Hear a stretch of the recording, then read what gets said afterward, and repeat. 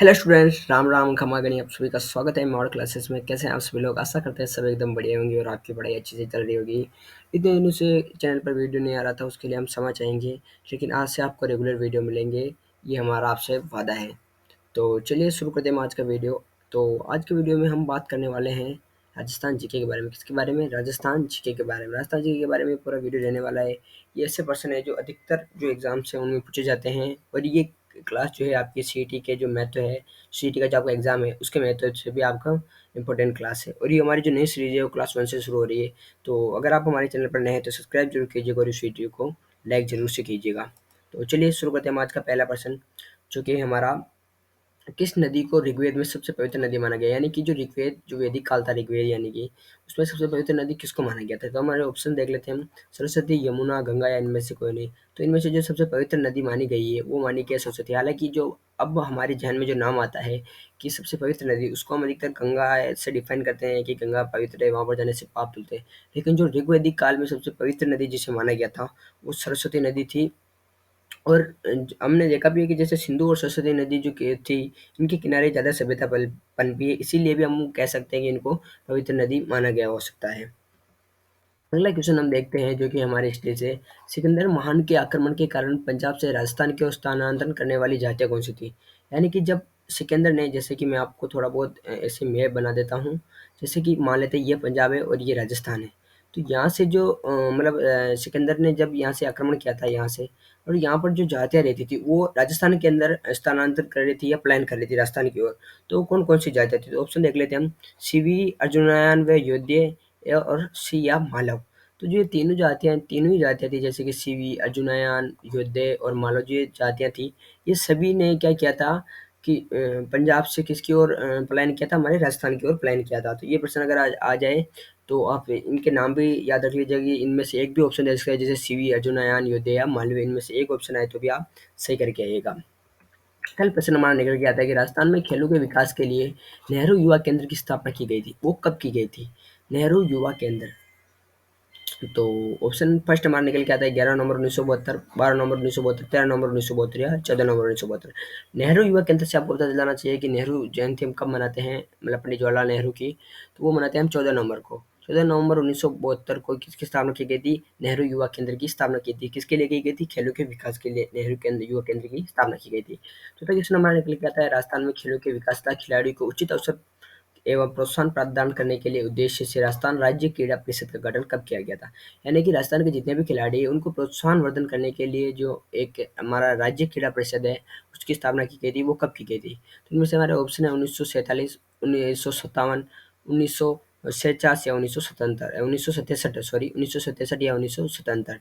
इनमें से जो हमारा बी ऑप्शन है 1957, ये सही होगा, क्योंकि राजस्थान में जो राज्य क्रीड़ा परिषद है उसका गठन 1957 में किया गया था। क्योंकि इसके बाद हम देखते हैं कि धीरे-धीरे जो राजस्थान का जो मतलब जैसे कि बता दूँ 1900, जैसे कि 56 के अंदर हमारा पूरा पूर्ण राजस्थान एक तरीके से एकीकरण हो चुका था, और 1957 के बाद राजस्थान की जो मतलब राष्ट्रीय खेल और राष्ट्रीय ऐसी जो मतलब राज्य, सॉरी राष्ट्रीय नहीं, राज्य खेल और ऐसी चीज़ें निर्धारित होने लगी थी।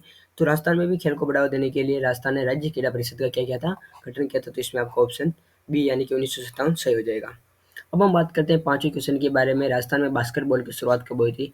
बास्केट जो बॉल जो खेल है वो हमारे आपको बताना चाहिए, हमारे राजस्थान का राज्य खेल है। तो 1948, 1950, 1970 या 1980। तो राजस्थान में बास्केटबॉल की शुरुआत 1948 ईस्वी को हुई थी। 1948 ईस्वी में हमारा देश आज़ाद होने के एक साल बाद किसकी शुरुआत हुई थी? राजस्थान में बास्केटबॉल की शुरुआत हुई थी। राजस्थान का राज्य खेल है, यानी कि हमने अभी बताया आपका राज्य खेल फुटबॉल, वॉलीबॉल नहीं है, हॉकी नहीं है। हॉकी हमारा राष्ट्रीय खेल है। कौन सा खेल है? राष्ट्रीय खेल है। और वॉलीबॉल नहीं है, फुटबॉल नहीं है। तो हमारा जो राज्य खेल है वो क्या है? बास्केटबॉल है। क्या है? बास्केटबॉल है। और हॉकी जो हमारा है वो क्या है? राष्ट्रीय खेल है।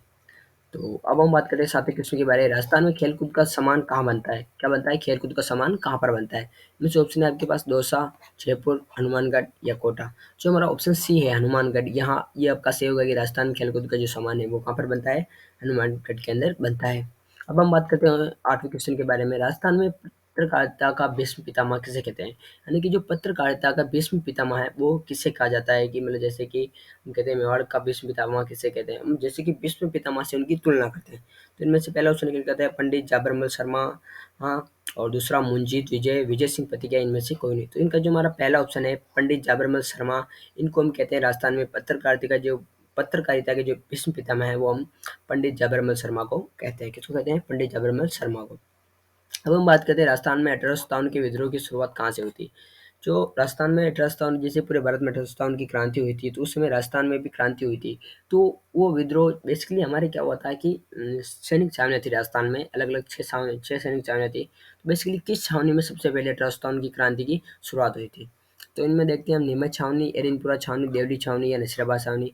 तुम्हारा डी ऑप्शन है, ये आप सभी को पता होगा कि राजस्थान में 1857 की क्रांति का सबसे पहले शुरुआत नसीराबाद छावनी से हुआ था। दूसरा क्वेश्चन हम देखते हैं कि राजस्थान में राजनीतिक चेतना का सर्वप्रथम जन्म देने वाले कौन थे? राजस्थान में राजनीतिक चेतना लाना एक प्रजातंत्र के लिए बहुत ज़रूरी होता है। तो उसका काम किसने किया था हमारे राजस्थान के अंदर? इसमें ऑप्शन है हमारे पास अर्जुनलाल सेठी, विजय सिंह पथिक, शेर दामोदर दास या सैरमल वोहरा। तो जो हमारे अर्जुनलाल सेठी जो हैं, फर्स्ट ऑप्शन हमारा वही सही है। इन्होंने राजस्थान में राजनीतिक चेतना जो सर्वप्रथम उनको जन्म देने का इन्होंने कार्य किया था, या सर्वप्रथम राजनीतिक चेतना लाने का कार्य अर्जुनलाल शेट्टी ने किया था हमारे राजस्थान के अंदर। 11वां प्रश्न हम देख लेते हैं, मेवाड़ प्रजामंडल की स्थापना जिसके द्वारा की गई वह है। यानी कि मेवाड़ प्रजामंडल की स्थापना किसके द्वारा की गई थी? क्या जो हमारा मेवाड़ जो प्रजामंडल था, जैसे हम देखते हैं कि भाई हमारे एकीकरण से पहले प्रजामंडल की स्थापना हुई थी, यानी कि जो उत्तरदायी सरकार की स्थापना करने के लिए प्रजामंडल की स्थापना हुई थी। इसीलिए जो मेवाड़ प्रजामंडल की स्थापना हुई थी, तो वो किसके द्वारा की गई थी? इनमें से हमारे पास है माणिक्यलाल वर्मा, पंडित गौरीशंकर, मोहनलाल सुखाड़िया, भोगीलाल पांड्या। तो इनमें से कोई भी जो तीनों ऑप्शन है, इनमें से कोई भी रिलेटेबल नहीं है, क्योंकि जो हमारे वाणिक्यलाल वर्मा है, इनके द्वारा की गई मतलब स्थापना की गई थी। किसकी की गई थी? जो मेवाड़ हमारा प्रजामंडल है उसकी। किसके द्वारा? माणिक्यलाल वर्मा के द्वारा। 12वां क्वेश्चन हम देख लेते हैं, स्वतंत्रता संग्राम सेनानी एवं शहीद सागरमल गोपा कहाँ के निवासी थे? जो स्वतंत्रता सेनानी थे एवं जो स्वतंत्रता के इस आंदोलन में शहीद हो गए थे, सागरमल गोपा जी से, जिनका नाम आपने सुना होगा या जानते होंगे, तो वो कहाँ के निवासी थे? इनमें से आपके पास ऑप्शन है जैसलमेर, बीकानेर, अजमेर या जोधपुर। जो सागरमल गोपा जी थे, वो जैसलमेर के निवासी थे। किसके निवासी थे? जैसलमेर के निवासी थे। और आपको पता गया होगा कि इसको इनको जैसलमेर की जेल में भी रखा गया था। तो सागरमल गोपा कहाँ से मतलब रिलेटेड है? तो ये जैसलमेर के निवासी थे। 13वां क्वेश्चन हम देखते हैं, 1857 में आउवा के किस ब्रिटिश पॉलिटिकल एजेंट की हत्या की गई थी? आउवा में जो आप जानते होंगे ठाकुर खुशहाल सिंह ने जो मतलब क्रांतिकारियों को शरण दी थी और वहाँ से क्रांति का नेतृत्व किया था आउवा के किले से। तो वहाँ पर एक जो ब्रिटिश पॉलिटिकल एजेंट था, यानी कि पीए जो था, वो पीए यहाँ पर इसकी एक पीए की हत्या कर दी गई थी। वो कौन था? इनमें से captain Mac Mawson, George Patrick Lawrence, colonel Lee Burden और कैप्टन जो मैप्टन है यहाँ पर कैप्टन सार्वस। तो इनमें से कौन सा था? जो इनमें से जो था वो था captain Mac Mawson. Captain Mac Mawson क्या था? कैप्टन मैक मॉसन को जो क्या किया था इन लोगों ने, इन क्रांतिकारियों ने, जब ये युद्ध में आया था, मतलब उसको मतलब क्रांतिकारियों के पीछे पीछे आया था, तो अवाक के ठाकुर खुशहाल सिंह ने मिलकर और उन क्रांतिकारियों ने इनको क्या कर दिया था? इनकी हत्या कर दी थी। किसकी? कैप्टन मैक मॉसन की। ये ऑप्शन आपका सही हो जाएगा। 14 क्वेश्चन हम देख लेते हैं, राजस्थान में कितने जिलों की सीमाएं पाकिस्तान से संबंध करती है? जो हमारा पाकिस्तान जो है, पाकिस्तान हमारा पड़ोसी देश जो है, उसके साथ हमारे राजस्थान की कितनी सीमाएं स्पर्श करती है? तो 3, 4, 5, 6। हालांकि मुझे नहीं लगता ये प्रश्न आपको बताने की जरूरत है। 4 जिले जो हैं वो हमारे पाकिस्तान की सीमा के साथ स्पर्श करते हैं। लेकिन ऐसे छोटे छोटे क्वेश्चन ही हो सकता है कभी हमारे एग्जाम में पुटअप हो जाए, धीरे धीरे आपका लेवल बढ़ेगा, तो हो सकता है कि ऐसे क्वेश्चन भी पुटअप हो जाए तो आपकी हेल्प हो जाए। जो 4 जो ऑप्शन है बी, वो हमारा सही हो जाएगा। 15 क्वेश्चन की हम बात करते हैं, राजस्थान में निम्न जिलों में से कौन सा जिला नया है? यानी कि जो नया जिला जो है वो इनमें से कौन सा है? सबसे नया नवीनतम जिला। इनमें से दौसा, प्रतापगढ़, राजसमंद और करौली। तो इनमें जो प्रतापगढ़ जिला है वो नया है, जो हमारा 33वां जिला है। ये हमारे उदयपुर, चित्तौड़गढ़ और राजसमंद से कटकर, जो तीनों जिलों से कटकर बना है, कौन सा? प्रतापगढ़, जो कि हमारा सबसे नवीनतम जिला है और 33वां जिला भी है। 16 क्वेश्चन की हम बात कर लेते हैं, राजस्थान में जामर कोटरा क्षेत्र निम्न में से किस खनिज के लिए प्रसिद्ध है? ये प्रश्न कई बार आ गया है, जामर कोटरा, जामर कोटरा, जामर कोटरा। इसको आपको पूरी तरह से रट लेना है। ये रॉक फास्फेट का जो खनिज है उससे संबंधित रखता है। कौन? जामर कोटरा। सीसा, जस्ता, मैग्नीज, चांदी से ये संबंधित नहीं रखता। चांदी के बारे में आपको जावर की खान से प्रश्न रिलेटेड पूछ सकते हैं। जावर की खान जो कि हमारे राणा लाखा के टाइम में मिली थी, राणा लाखा के टाइम में। हालांकि ये प्रश्न पूछे हुए भी हैं और भी पूछ सकते हैं, लेकिन आपको ये याद जरूर रखना है कि राजस्थान में जामर कोटरा जो क्षेत्र है वो रॉक फॉस्फेट से संबंधित है। किससे संबंधित है? रॉक फॉस्फेट से संबंधित है। राजस्थान में तांबे का विशाल भंडार कहाँ स्थित है? राजस्थान में तांबे का भंडार, ये प्रश्न भी मतलब एग्जाम से रिलेटेड आ सकता है, जैसे कि रिडवाना क्षेत्र है, खेतरी क्षेत्र है, उदयपुर क्षेत्र है, बीकानेर क्षेत्र है।